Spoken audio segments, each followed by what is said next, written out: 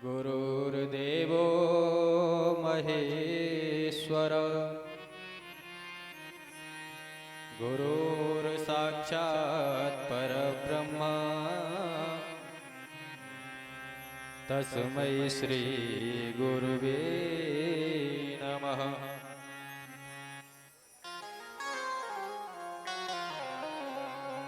अखण्डमण्डलाकारं व्याप्तं येन चराचरं तत्पदं दर्शितं वै न तस्मै श्री गुरुवे नमः। कि कृष्णाय वासुदेवाय हरे परमात्मने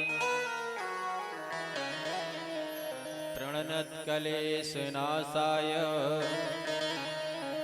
गोविन्दाय नमो नमः।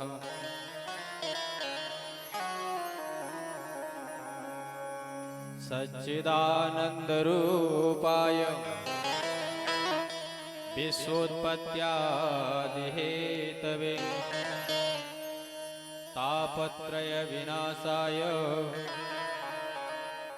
श्रीकृष्णाय वयं नुमः। योऽन्ता प्रवस्य मम वाचमिमां प्रसुप्तां सञ्जीवयत्यखिलशक्तिधरा स्वधाम्ना अन्याश्च हस्तचरणश्रवणत्वगादि प्राणायामो भगवते पुरुषाय तुभ्यम्।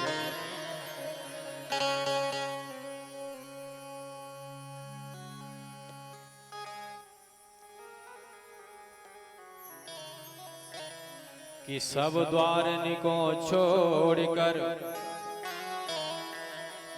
मैं आयो तेरे द्वार। कि सब द्वारनिकों छोड़कर और मैं आयो तेरे द्वार। हे माँ अंजनी के लाडले नेक मेरी ओर निहार। अतुलित बलिधामं हेमशैलावदेहं धनुजवन कृष्णानं ज्ञानिनामाग्रगण्यं सकल गुण निधानं पानिराणामधीशं रघुपत प्रिय भक्तं बात जातं नमामि। श्री हनुमान जी महाराज की जय हो।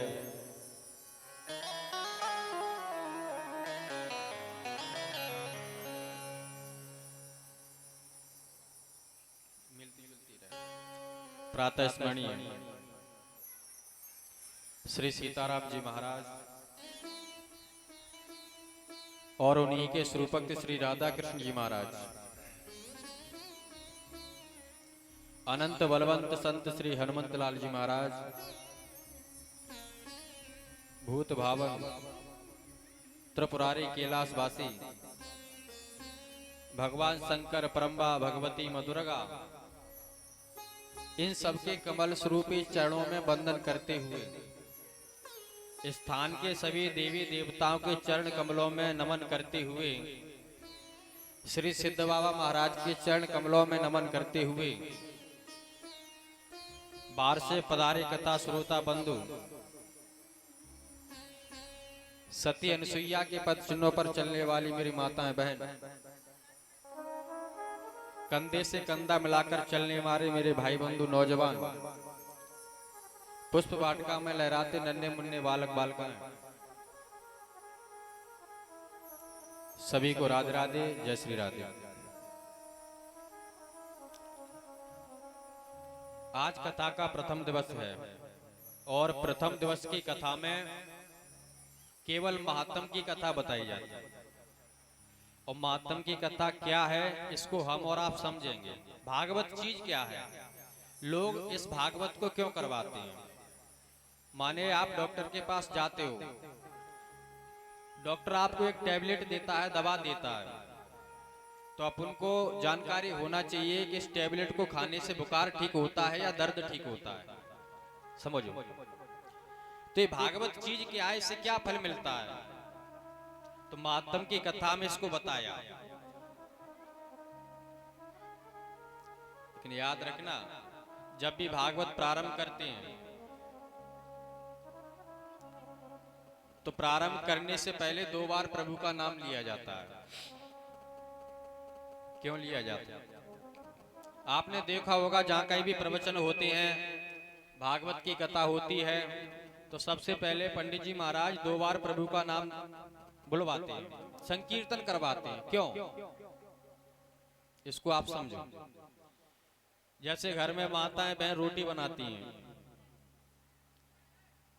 रोटी बनाते समय लोई होती है, उसको परोथन में दोनों तरफ लगा लेती हैं, परोथन। अच्छा, क्यों लगाती हैं परोथन? परोथन इसलिए लगाती हैं माताएं बहन, क्योंकि हमारी रोटी चुपके नहीं, माने गोला आ जाए। तो ये भागवत रूपी, हम राम नाम रूपी परोथन लगाते हैं, हमारी भागवत में किसी भी प्रकार का विघ्न बाधा ना आए। हे दुर्गा मैया, हे काली मैया, आपकी गोदी में बैठ करके हम कथा कह रहे हैं और आप सुन रहे हो। 7 दिन तक इस कथा को आपके जुम्बे में है और आपके हवाले है। माने हम भगवान का नाम लेकर के राम नाम रूपी को परोथन लगाते हैं। तो आइए सभी लोग बड़े भाव से 2 बार प्रभु का नाम और उसके बाद कथा को प्रारंभ करते हैं।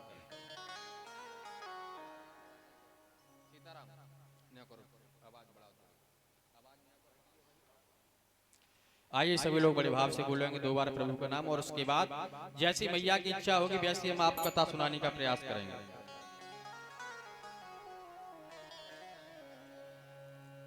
श्री राधे राधे गोविंदे गोविंदे राधे, श्री राधे राधे गोविंदे गोविंदे राधे।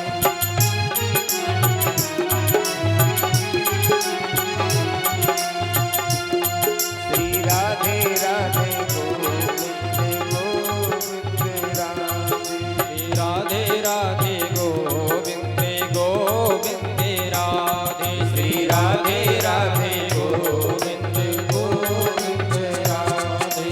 गोविंद राधे गोपाल राधे, गोविंद राधे गोपाल राधे, गोविंद राधे गोपाल राधे, गोविंद राधे गोपाल राधे, गोविंद राधे गोपाल राधे, गोविंद राधे गोपाल राधे। राधे राधे गोविंदे गोविंदे राधे, श्री राधे राधे गोविंदे गोविंदे। जय हो।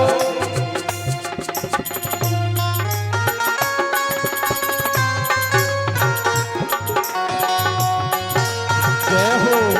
ताली की सेवा करते हुए बड़े भाव के साथ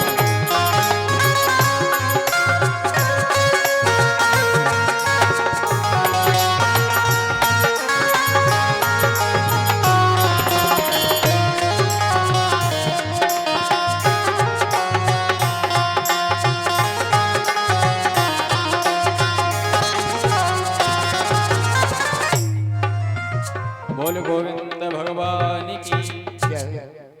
आइए, आज समय कम है, इसलिए समय का अभाव करते हुए जो मातम की कथा है उसको हम आप समझेंगे समय के हिसाब से। और पहला दिन है, विलंब तो हो ही जाता, कितनी भी आप तैयारी करो, कितनी भी जल्दी करो, लेकिन फिर भी समय हो जाता है। तो आइए आप कथा में प्रवेश करते हैं। भागवत में कितनी अक्षर हैं? 4। भा, गा, वा और ता। माने सुखदेव जी कहते हैं, राजन परिषद से जिस व्यक्ति के पास 4 चीजें होंगी वही व्यक्ति कथा सुनने का अधिकारी होगा। भाषे भक्ति, हमारे शरीर के अंदर भगवान के प्रति भक्ति है तो आप भागवत की कथा सुनने को अधिकारी हैं। भाग, वासे वैराग, तासे तपस्या, माने जिस व्यक्ति के पास 4 अक्षर होंगे वही भागवत की कथा का अधिकारी होगा। अच्छा, ये 4 अक्षर किस व्यक्ति के पास थे जिसने कथा सुनी? तो राजा परीक्षित के पास। माने जब राजा परीक्षित को श्राप लग चुका था तो अंदर भक्ति आ गई, बोले मेरे से एक संत का अपमान हो गया, अब मैं भगवान का भजन करूंगा। तो सबसे पहले भागवत में श्लोक आया कि सच्चिदानंद रूपाय विश्वोत्पत्त्यादि हेतवे तापत्रय विनाशाय श्री कृष्णाय वयं नमः। भागवत में सर्वप्रथम श्लोक आया है सच्चिदानंद। अच्छा, सच्चिदानंद किसे कहते हैं? आप लोग बार बार कहते हो सच्चिदानंद भगवान, सच्चिदानंद भगवान, हैं? तो यह सच्चिदानंद भगवान श्री कृष्ण का नाम है। और है कैसा? सत धन, चित धन और आनंद।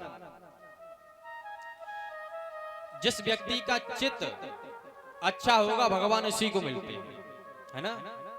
माने इसी आंख से हम भगवान को देख रहे हैं, इसी आंख से हम अपने माता पिता को देख रहे हैं, इसी आंख से हम अपनी बहन को देखते हैं, और आंख वही है, इसी से हम पत्नी को देखते हैं। माने जिस व्यक्ति का चित्त हृदय वाला, ये आंख तो वही है, जिस व्यक्ति का हृदय वाला चित्त शुद्ध होगा भगवान उसी को मिलते हैं। चित्त पहले सुधारो।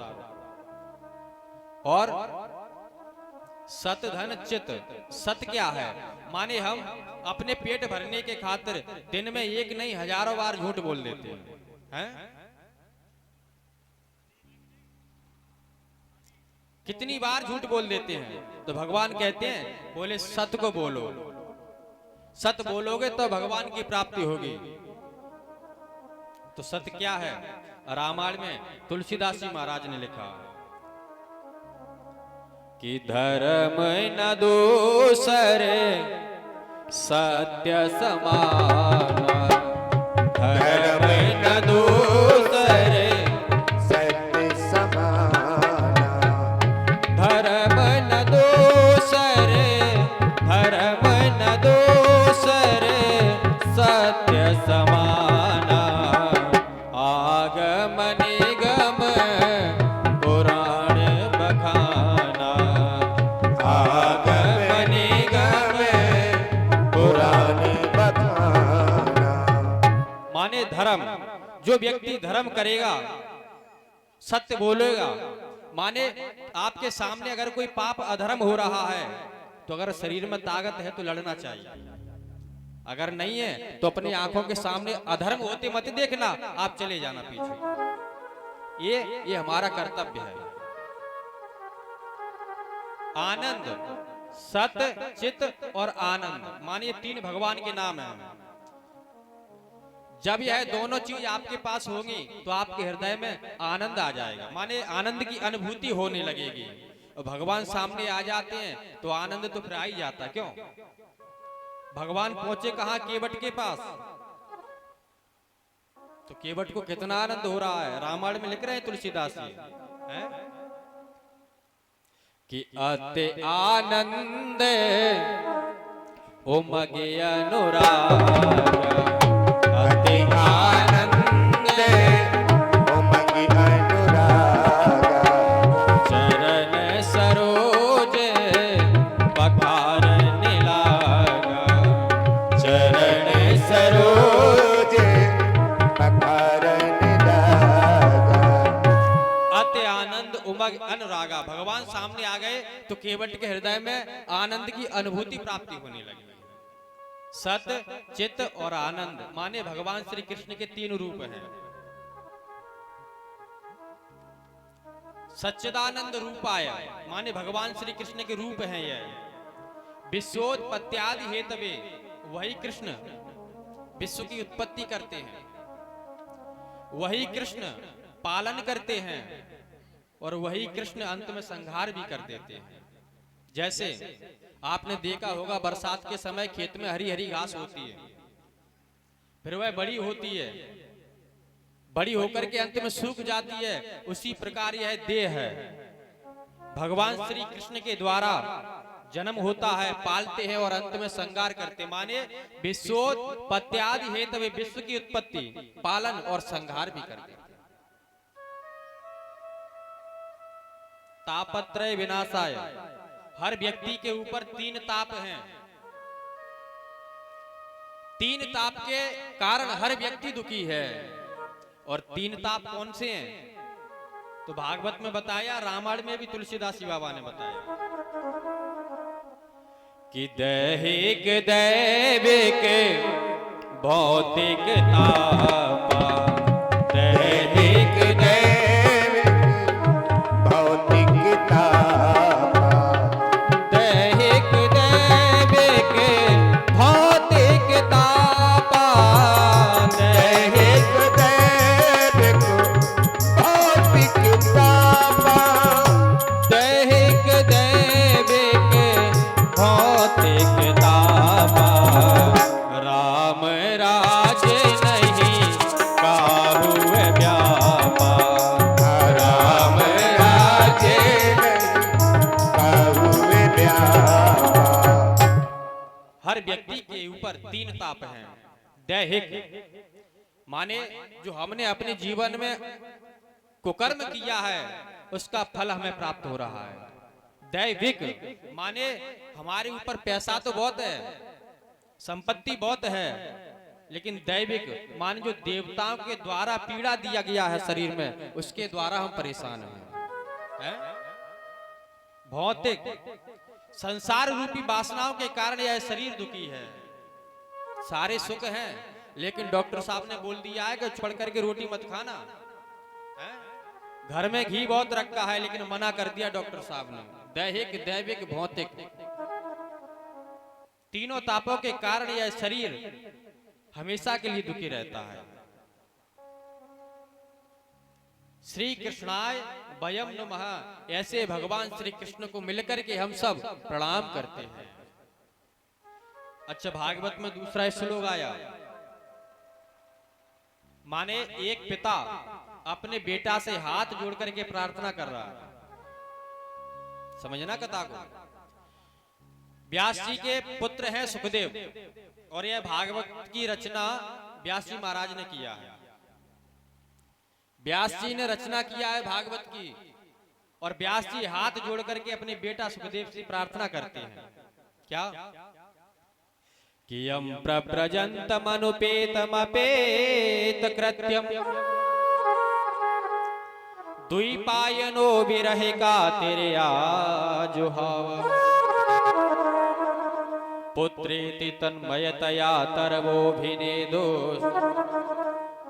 तम सर्वभूत हृदयं मुनिमानतोस्मि। माने सुखदेव जी महाराज का जब जन्म हुआ,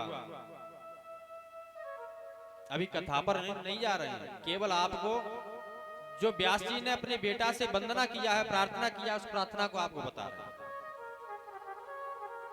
जब सुखदेव जी महाराज का जन्म हुआ तो जन्म मां के गर्भ से लेकर के चल दिए, आगे आगे सुखदेव जी महाराज चले जा रहे हैं, पीछे पीछे व्यास जी और व्यास जी की पत्नी पटुका देवी दोनों चले जा रहे हैं। पिताजी, माँ कह रही है बेटा रुक जाओ, हम तुम्हारे माता हैं, हम तुम्हारे पिता हैं, रुक जाओ। लेकिन बेटा ने सुना नहीं। पिताजी कह रहे हैं बेटा रुक जाओ, हम तुम्हारी माता हैं, पिता हैं, रुक जाओ, वन में मत जाओ भगवान का भजन करने के लिए। सुखदेव जी महाराज ने वृक्षों के द्वारा उत्तर दिला दिया, हे पिताजी तुम कब के पिताजी हो? हैं? किसी जन्म में तो तुम पिताजी बनते हो और किसी जन्म में हम पिताजी बनते हैं। यह संसार चलाचल है, पुनरपि जन्मम पुनरपि मरणम पुनरपि जननी जठरे शयनम। माने हर व्यक्ति जन्म लेता है तो कभी पुत्र बनता है, वह बड़ा होता है तो कभी पिताजी बनता है। तुम किस जन्म के पिताजी हो? हैं? कि एक जन्म में पितु भयो और एक जन्म में पूत, अब की पूत पिता बनो, सुपिता बनो अब पूत। एक जन्म में तो तुम पिताजी बनते हो और एक जन्म में हम। तो माने व्यासी महाराज अपने बेटा से हाथ जोड़ करके प्रार्थना करते कि लौट करके आ जाओ। ऐसे सुखदेव जी महाराज हर व्यक्ति के हृदय में विराजमान है। सर्वभूत हृदयम मुनिमान तोस्मि। ऐसे सुखदेव जी महाराज को हम बारंबार प्रणाम करते हैं।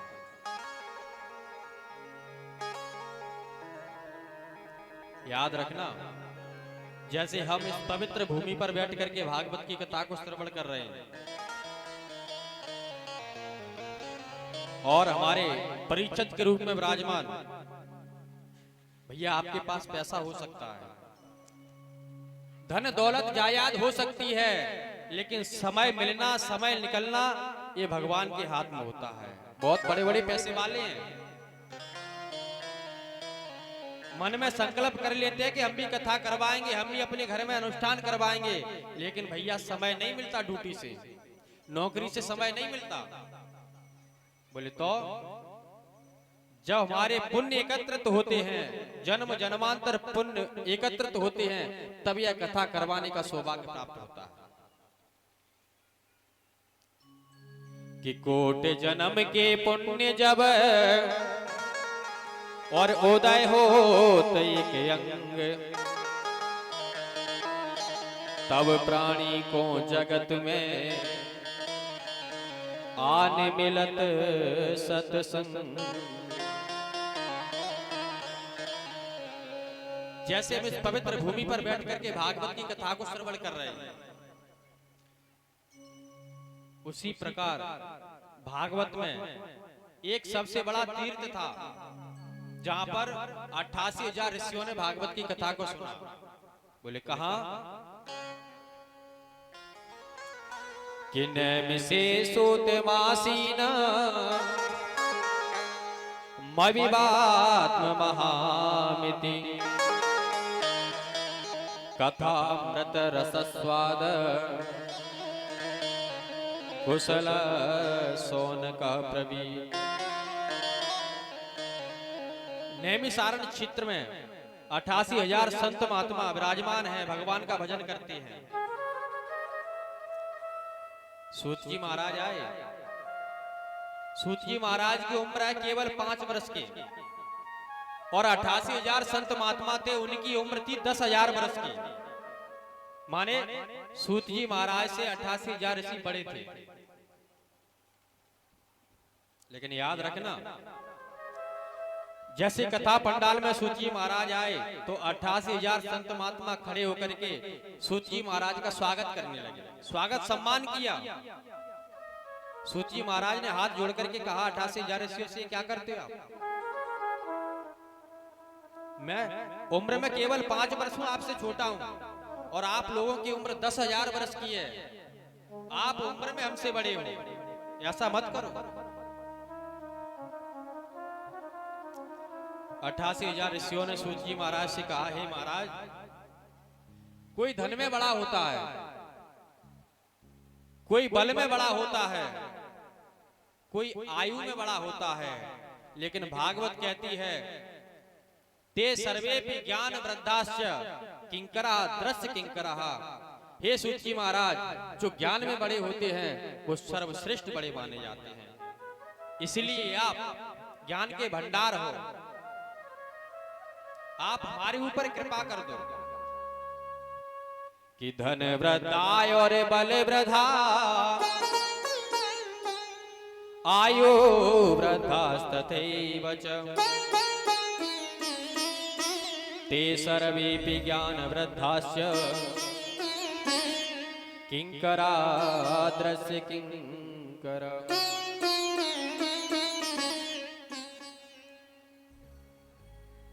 हे महाराज, आप हमें भागवत की कथा सुना। याद रखना, अगर आज के व्यक्ति के सामने अगर भगवान आ जाएं अब भगवान कहे उस व्यक्ति से कि आप वरदान मांग लो, तो ईमानदारी से बताओ क्या मांगोगे आप? हैं? अरे दो चार लोग होंगे वो कह देंगे भैया भगवान की प्राप्ति हो जाए, मिल जाए। लेकिन आज के नौजवान के सामने अगर भगवान आ जाए कहे कि वरदान मांग लो, तो वो व्यक्ति यही कहेगा महाराज पहले तो 4 पहिया की गाड़ी होना चाहिए, ग्वालियर में प्लॉट होना चाहिए, 4 मंजिल मकान बन करके कंप्लीट हो जाए। भैया ये मांगने की चीज नहीं है। भगवान के सामने जाकर के मंदिर में जाकर के ये मत कहना कि मेरे बेटा की शादी हो जाए, मेरे मोड़ा का ब्याह हो जाए। भैया ये नहीं मांगना है। अगर इस भाव से जाओगे तो भैया खाली हाथ आ जाओगे। माने आप भगवान के मंदिर में जाओ तो कहो कि भगवान कृपा कर दें, आपका हाथ हमारे हाथ सिर पर बना रहे तो आपके जीवन में सब कुछ आ जाएगा। मांगने की कामना किया, मेरे मोड़ा की नौकरी लग जाए बाबा घंटा चढ़ा दूंगा, लड्डू बंटवा देंगे, तो माने स्वार्थ हो गया। पहले मोड़ा की नौकरी लगाएगा तब तू लड्डू चढ़ाएगा। स्वार्थ का प्रेम नहीं। भगवान कहते हैं कि अगर मेरे से प्रेम करना है, प्यार करना है, तो भैया स्वार्थ का नहीं। ये आज के युग में चल रहा है और इसी कारण हम और आप पीछे हैं। कि सुर नर मोने सब की यह रीति, सुर नर मोने सब की यह रीति, सुर नर मोने सब की यह रीति, सुर नर मुनि सब की यह रीति, सुर नर मोने सब की यह रीति, स्वार्थ लागे करे सब प्रीति, स्वार्थ लागे करे सब प्रीति, स्वार्थ लाग करे सब प्रीति। अब भागवत की कथा से हमें क्या सीखना है? माने सूत जी महाराज आए तो 88,000 ऋषियों ने क्या मांगा? तो हाथ जोड़ करके 88,000 ऋषि सूत जी महाराज से कहते हैं कि कृष्ण प्राप्ति करम शाश्वत साधन। हे सूत जी महाराज हमें वो कथा सुना दो, वो अमृत की कथा सुना दो जिससे मुझे मेरे गोविंद की प्राप्ति हो जाए। मुझे मेरे गोविंद की प्राप्ति हो जाए, भगवान की प्राप्ति हो जाए। और भगवान की प्राप्ति कब होगी?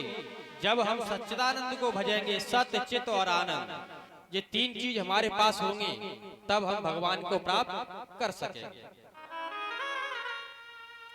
सूत जी महाराज ने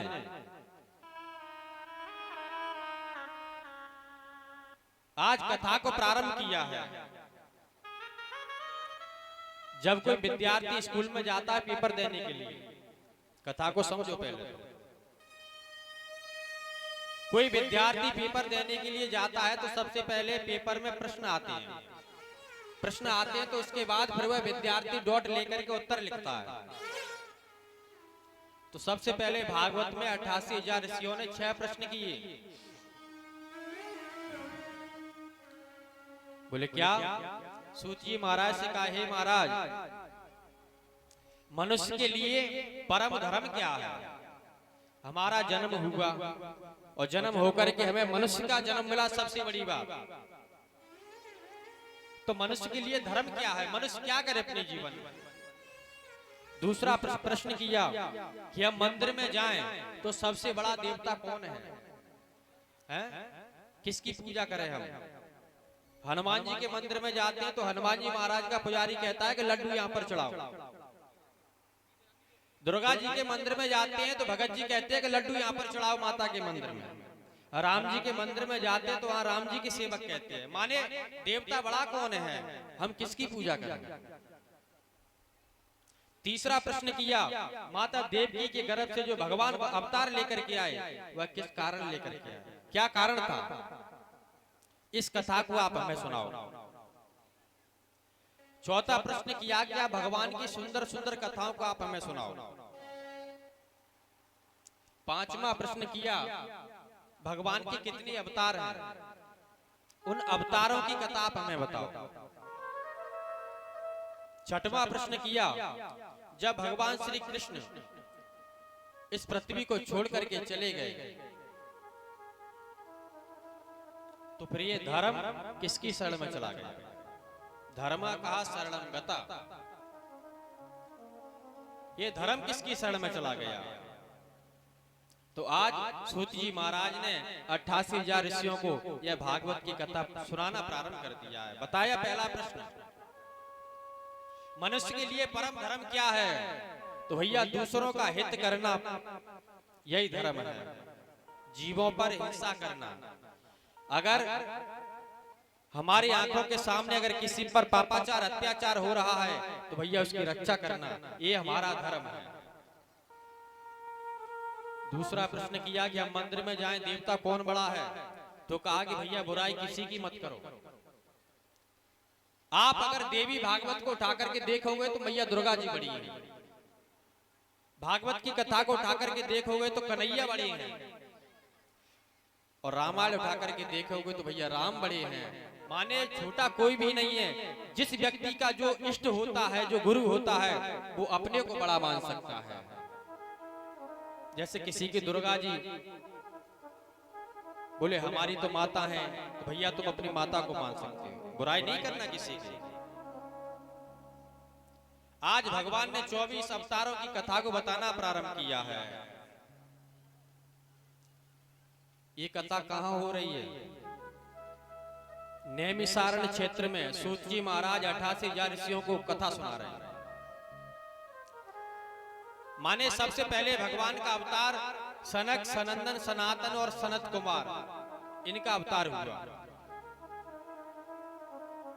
दूसरा अवतार भगवान का 12 बने। माने यह पृथ्वी पहले गंदगी में रखी थी, गंदगी में कोई भी देवता नहीं जा रहा था। भगवान ने अपना सुगर का रूप बनाया और सुगर का रूप बना करके यह पृथ्वी को ऊपर लेकर के आया। तीसरा अवतार भगवान का नारद जी के रूप में हुआ, जिन्होंने नारायण का संकीर्तन करा के लोगों के हृदय में भक्ति को जागृत किया। चौथा अवतार भगवान का नर और नारायण के रूप में हुआ है। पांचवा अवतार भगवान कपिल देव अवतार लेकर के आते हैं। छठवां अवतार यज्ञ के रूप में अवतार होता है भगवान का।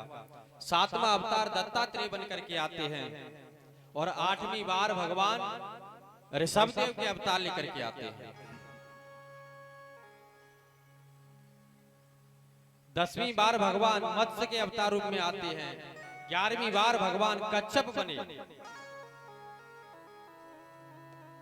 12वीं बार भगवान धन्वंतरी के रूप में अवतार लेकर के आते हैं। 13वीं बार भगवान मोहिनी बनकर के आते हैं और देवताओं को अमृत पिलाते हैं और दैत्यों को विष पिलाते हैं। माने दैत्यों के साथ भगवान ने मोहिनी बनकर के छल किया।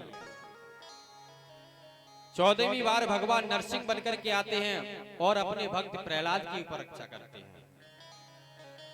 15वीं बार भगवान बावन बनकर के आते हैं और अपने राज्य को राजा बलि से छीन करके अपने भाइयों को दिलवा देते हैं।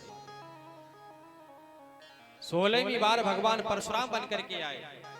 17वीं बार भगवान व्यास के रूप में अवतार लेकर के आते हैं और 18वीं बार भगवान सूर्य वंश में राम अवतार बनकर के आते हैं। 19 और 20वीं बार भगवान कृष्ण और बलराम के रूप में आते हैं।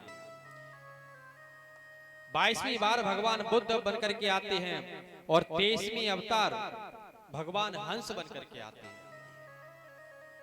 23वीं अवतार हो चुके हैं और 24वीं बार भगवान बोले अभी आए नहीं है। बोले तो अच्छा भगवान ने इतने कच्छप मत्स्य अवतार क्यों बने? माने जब इस पृथ्वी पर अत्याचार पापाचार ज्यादा बढ़ने लगता है तो भगवान अपना रूप बदल करके अवतार लेकर के आते हैं। तब अंत में फिर राक्षसों का अवतार करते हैं।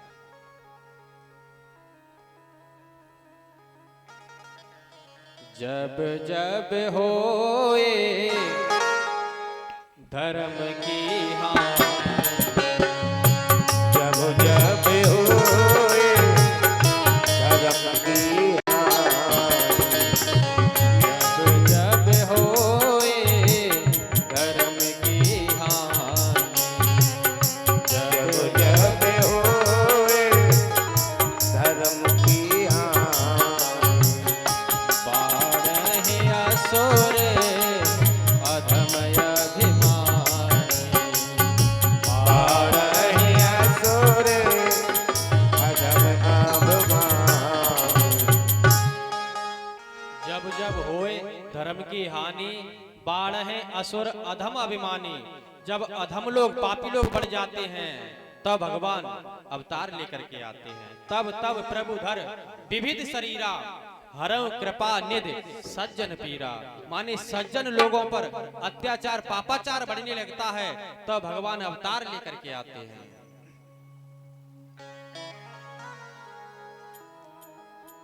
माने घोर कलयुग आ जाएगा तब समझना कथा को। अब पता कैसे चलेगा कि घोर कलयुग आ गया? सूत जी महाराज प्रश्न कर रहे हैं पता कैसे चलेगा कि कलयुग आ गया? तो कलयुग की विशेषता बताएं। जब लोग पास के तालाब को पवित्र नदियां मानने लगे तो समझ लेना घोर कलयुग आ गया है। पास के तालाब को अभी तो अगर कोई व्यक्ति मर जाता है ना तो गंगाजू लेके जाते उनकी हड्डियों को अस्थियों को। फिर बाद में जब कलयुग आ जाएगा तो फिर गंगाजू नहीं ले जाएंगे, देख लेंगे पास में कोई नल्ला चल रहा होगा तो उसी में डाल करके चले आए। माने अगर ऐसी स्थिति आ जाए आप लोगों के सामने तो समझ लेना घोर कलयुग आ गया। गायों का शरीर अगर बकरी के समान हो जाए छोटा बन जाए तो समझ लेना घोर कलयुग आ गया।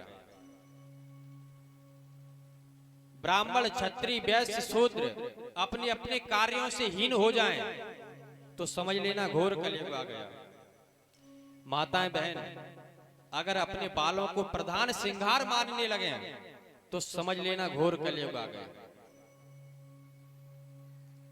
कलयुग आएगा, अत्याचार बढ़ेगा, तब भगवान 24वीं बार अवतार लेकर के आए। लेकिन कलयुग की विशेषता एक बहुत सुंदर, त्रेता युग में आप लोगों ने मंदिर बनवाए होंगे तब भगवान की प्राप्ति होती होगी, द्वापर में खूब पूजा करी होगी तब भगवान की प्राप्ति अगर आपको हुआ होगा। लेकिन कलयुग की विशेषता यह है कि कलयुग में ज्यादा ढोंग धतूरे फैलाने की आवश्यकता नहीं है, हाँ मंदिर बनवाने की आवश्यकता नहीं है। बोले तो कलयुग में सब चीज की छूट दे दी गई है। रामायण में लिखा है केवल आप भगवान का नाम ले लो भाव से आपको गोविंद की प्राप्ति हो जाए। माने आपका जो जीवन है वह सुधर जाएगा, माने भगवान के धाम को चले जाओगे। कि कल जोग केवल नाम आधारा, सो मेरे नर उतर ही पारा। कलयुग में केवल आप भगवान का नाम लोगे तो उद्धार हो जाएगा, मंत्र बनवाने की आवश्यकता नहीं। अच्छा कलयुग करने क्या नहीं देता? कलयुग अच्छा भी है और बेकार भी है। भगवान ने छूट दे दी है कि नाम ले लो, लेकिन कलयुग कहता है कि मैं नाम भी नहीं लेने दूंगा इंसान को। हाँ मैं भगवान का नाम भी नहीं लेने दूंगा। एक उदाहरण समझेंगे हम। और एक बार धर्मराज युधिष्ठिर ने अपने 4 भाइयों से कहा कि मैं भगवान का भजन करने के लिए जा रहा हूं, अंदर कोई मुझसे मिलने के लिए ना पाए। धर्मराज युधिष्ठिर 5वें नंबर के महल में जाकर के बैठ गए, फाटक को बंद कर लिया, चारों भाइयों को दरवाजे पर लगा दिया है, कोई अंदर ना पाए। अब कलयुग ने सोचा कि इस धर्मराज की तपस्या को मैं भंग कैसे करूं। कलयुग आया, मानव का रूप बना करके, काला कलूटा मानव बनकर के आया। सबसे पहले लगे थे अर्जुन। अर्जुन ने रोक दिया कलयुग को, बोले कहां जाते हो? वो तो मानव था, मानव के रूप में था कलयुग। कहां जाते हो? बोले धर्मराज से मिलने के लिए। बोले नहीं मिल सकते हो। बोले मिलूंगा। बोले नहीं मिल सकते हो। तो अर्जुन से कहा, हे अर्जुन, तुम मेरे प्रश्न का उत्तर बता दो तो मैं यहीं से लौट जाऊंगा। अगर आपने प्रश्न का उत्तर नहीं बता पाया तो मैं मिलकर के जाऊंगा। अर्जुन ने सोचा क्या प्रश्न होगा इसका, उत्तर बता देंगे, शर्त मंजूर है, नहीं बता पाया तो मिलकर के जाऊंगा। अर्जुन ने शर्त को मंजूर कर लिया। बताओ क्या प्रश्न है। कलयुग ने कहा, मैं अभी अभी रास्ते से आ रहा था तो मैंने एक अचंबा देखा। बोले क्या? एक बाल्टी से 4 लोटा भर गए। माने एक बाल्टी से 4 लोटा भर गए। 4 लोटा जब बाल्टी में डाले तो बाल्टी आधी भी नहीं हुई। ये क्या है? अर्जुन ने भैया खूब ऊपर नीचे को आंखें को तानी, लेकिन उत्तर नहीं आया। अब वो तो शर्त लगी थी, रास्ता साफ कर दी। बोले जाओ। दूसरे नंबर पर लगे थे भीम। भीम ने रोक दिया। बोले कहां जाते हो? बोले धर्मराज से मिलने के लिए। बोले नहीं मिल सकते हो। कहा कि तुम उत्तर बता दो तो लौट जाऊंगा, नहीं बता पाया तो मिलकर के जाऊंगा। अब भीम ने सोचा क्या उत्तर, क्या प्रश्न होगा इसका, है? बता देंगे, शर्त मंजूर है, बताओ क्या प्रश्न है। तो भीम से कह रहा है कलयुग, मैं अभी अभी रास्ते से आ रहा था तो मैंने एक अचंबा देखा। बोले क्या? एक हाथी दोनों तरफ से खा रहा है। माने संसार में, जीवन में पशु को एक तरफ से खाते देखा है, लेकिन मैं अभी रास्ते से आ रहा था तो दोनों तरफ से खा रहा था। ये क्या है? भैया भीम ने भी खूब ऊपर नीचे को आके उठाई, उत्तर नहीं आया। रास्ता साफ कर दी। बोले जाओ। नकुल ने रोक दिया। नकुल से भी प्रश्न कर दिया। बोले मैं रास्ते में आ रहा था तो एक अचंबा देखा। बोले क्या? एक गेहूं का खेत था। खेत चारों तरफ बार लगी थी। वह बार स्वयं गेहूं के खेत को खा रही है। ये क्या है? नकुल ने भी भैया खूब ऊपर नीचे को आंखें तानी, उत्तर नहीं आया। तो सहदेव के पास पहुंच गया। वो तो सहदेव से भी प्रश्न कर दिया। कहा कि उत्तर बता दो तो लौट जाऊंगा, नहीं तो मिलकर के जाऊंगा। सहदेव ने कहा क्या प्रश्न है बताओ। कहा कि मैं अभी रास्ते में आ रहा था तो मैंने एक अचंबा देखा। बोले क्या देखा? एक गैया ने बछिया को जन्म दिया। एक गैया ने बछिया को जन्म दिया और वो गैया स्वयं बछिया का ही दूध पी रही है। सहदेव ने खूब ऊपर नीचे को आंखें उठाई। बोले गाय ब्याह जाती है तो बछिया दूध पीती है गाय का, हैं? लेकिन ये कह रहा है कि गाय स्वयं बछिया का दूध पी रही है। बोले क्या है? सहदेव हारी मान गए। धर्मराज युधिष्ठिर के पास कलयुग पहुंच जाता है। धर्मराज से कहा, वाह भैया यहाँ पर बैठ गए हो भगवान का भजन करने के लिए, हैं? हमारे राज्य में वो भी भजन नहीं हो सकता है। धर्मराज ने कहा तुम कौन हो? कलयुग ने कहा मैं बता दूंगा मैं कौन हूं, लेकिन मैं आपसे एक प्रश्न करता हूं, उस उत्तर आप बता दोगे तब मैं बताऊंगा मैं कौन हूं।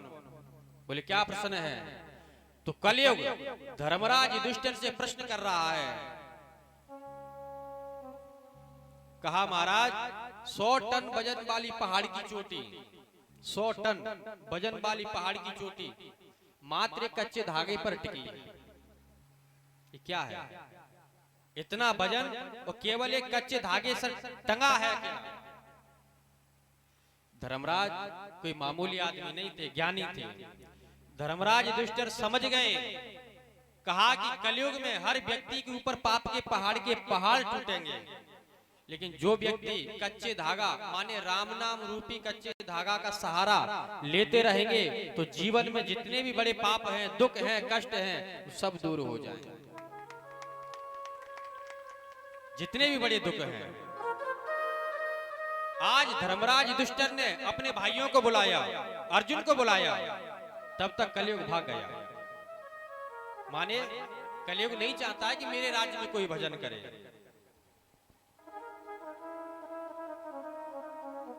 अर्जुन लगे थे पहले, बुलाया अर्जुन को, अर्जुन तुमने इसको अंदर क्यों आने दिया? अर्जुन ने कहा भैया मैं क्या बताऊं, इसका प्रश्न एक ऐसा था उत्तर नहीं आया, इसलिए मैंने रास्ता को साफ कर दिया। अरे क्या पूछा? बोले एक बाल्टी से 4 लोटा भर गए और 4 लोटा बाल्टी में डाले तो बाल्टी आधी भी नहीं हुई। क्या है? तो धर्मराज युधिष्ठिर कह रहे हैं कि जब घोर कलयुग आ जाएगा तब एक बाप अपने 4 बेटाओं का तो पेट भर देगा, लेकिन 4 बेटा मिलकर के अपने पिताजी का पेट नहीं भर पाएंगे। बड़े हुए, विवाह हुआ, नौकरी लगी, बोले कर दो न्यारा। जिस पिताजी की बदौलत आज हम इतने बड़े हो गए, नौकरी लगा ली, विवाह हो गया, लेकिन जब पिताजी का नंबर आता है पालने का, पोसने का, तो बेटा कह देते कि हमें न्यारा कर दो। कलयुग की विशेषता बताई। माने एक बाप 4 बेटाओं का तो पेट भर देगा, लेकिन 4 बेटा मिलकर के पिताजी का पेट नहीं भर पाएंगे। दूसरे पर लगे थे भीम। भीम से कहा भैया तुमने इसको अंदर क्यों आने दिया? तो भीम कह रहा है भैया मैं क्या बताऊं, जंगल में एक तरफ से हाथी को खाते देखा है, हर पशु एक तरफ से खाता है, लेकिन इसका प्रश्न था कि पशु दोनों तरफ से खा रहा है। तो कहा कि भैया कलयुग में जो मनुष्य है यही पशु बन जाएगा। माने दोनों तरफ क्या है, जब यह बड़े बड़े नेता अधिकारी लोग अच्छे पोस्टिंग पर पहुंच जाएंगे तो भैया ये दोनों तरफ से रिश्वत खाया करेंगे। इस पार्टी से भी पैसे ले लेंगे, कह देंगे कि तुम्हारा भी काम हो जाएगा, हाथ रख देंगे, और दूसरी पार्टी से भी पैसे ले लेंगे, कहा कि तुम्हारा भी काम हो जाए। काम किसी का नहीं होगा। हाँ, ये कलयुग की विशेषता। माने हर इंसान पशु के समान हो जाएगा। केवल अपने पेट भरने के खातिर जितनी भी बार दिन में झूठी बोलना पड़े तो वो व्यक्ति बोलेगा। तीसरे नंबर पर लगे थे नकुल। कहा कि तुमने क्यों आने दिया? तो कहा कि एक गेहूं का खेत था, चारों तरफ बार लगी थी, वो बार स्वयं गेहूं के खेत को खा रही है?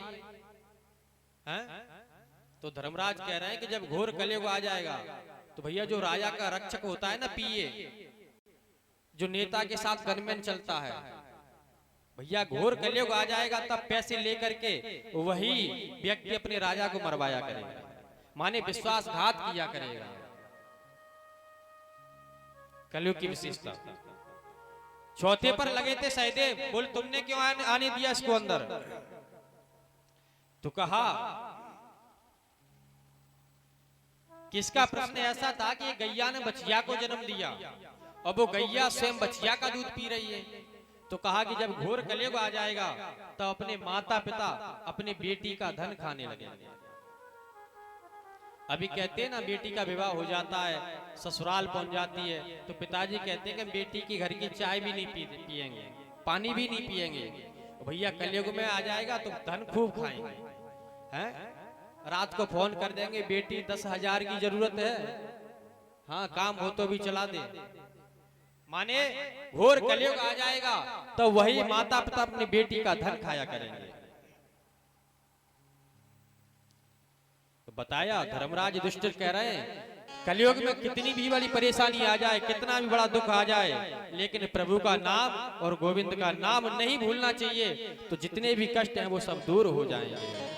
इसीलिए जब भी जीवन में परेशानी आए, दुख आए, तो आप मंदिर में चले जाना, गुरु के पास चले जाना, भगवान का भजन करना, और दुखी भी हो तब भी हंसते रहना। पता है लोग के पास दुख आता है ना, लोगों के पास तो रोने लगते हैं, लेकिन रोना नहीं चाहिए। अगर आप रोगे तो पता चल जाएगा कि आपके पास दुख है, और हंसोगे तो पता चल जाएगा कि आपके पास सुख है। माने हम और आपको शरीर एक जैसा रखना चाहिए। दुख में तड़पो मती, सुख में फूलो मती, है? नाम गोविंद का तो मैं भूलो मती। अगर दुख भी आ जाए जीवन में तब भी मुस्कुराते रहना। तो कहा भगवान का अवतार कहाँ होगा, किसके घर पे होगा? 24वीं बार कैसे होगा? तो भागवत में बताया कि संभल ग्राम मोक्षस्य विष्णुयस्य प्रजापति जनकः विष्णुयस्यो नामना कल्किर्जगत्पति। महाराज 24वीं बार भगवान संभल गांव में मुख्य से एक विष्णुयश ब्राह्मण के घर पर कुंवारी कन्या के गर्भ से जन्म लेकर के आए।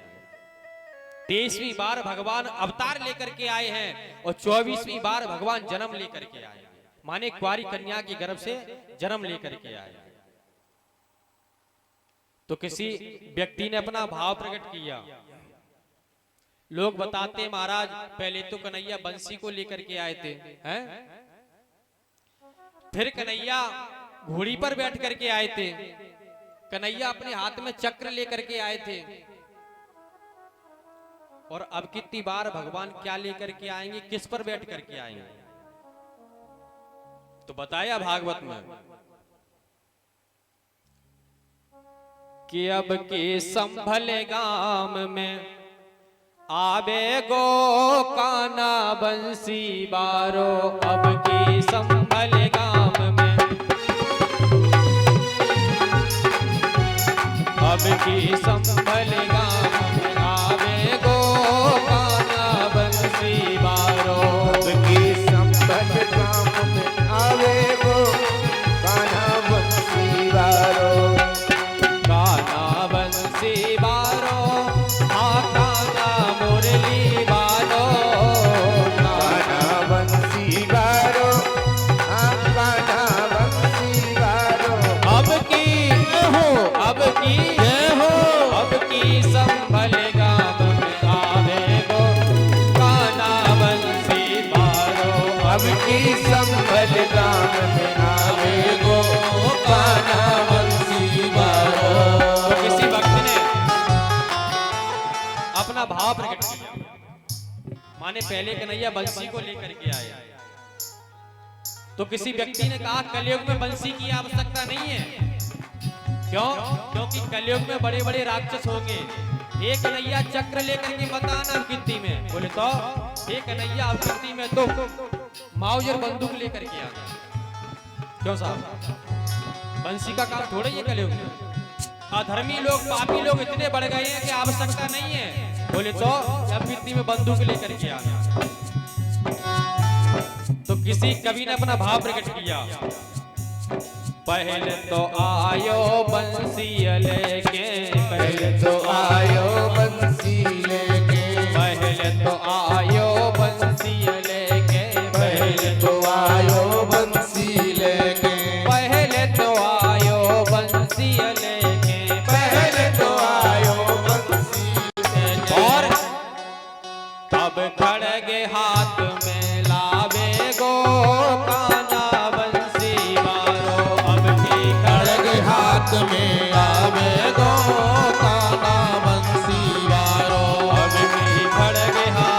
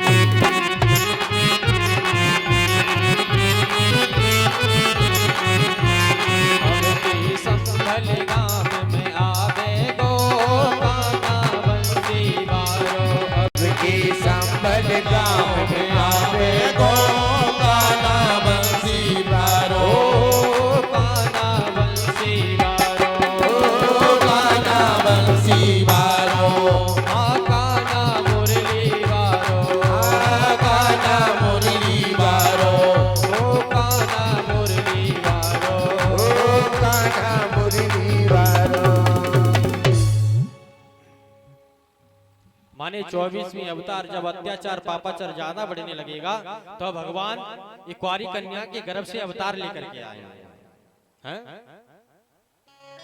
जब जब होए धर्म की हानि बाढ़ है असुर अधम अभिमानी, तब तब प्रभु धरे विविध शरीरा, हरव कृपा निधि सज्जन पीरा। माने 24वीं बार भगवान अवतार लेकर के आए।